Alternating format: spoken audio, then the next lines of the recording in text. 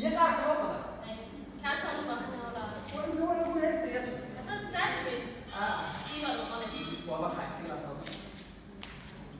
war faysal salaamu calaykum warana soo doontay iyo maanta anagoo teodii ku wax soo raadinay ha mid baa iga waqti iyo yaalo ilaahay baa iga maga fadada gobdhada hees jiray ka ka ay waa meel fujisay waa ka haynaa haway waa wada wuu imanaya wuxuu ku qaadayaa baa ku inta inta joogsana wuu ku celcelinayaa ilaa inta maxay tahay fuseed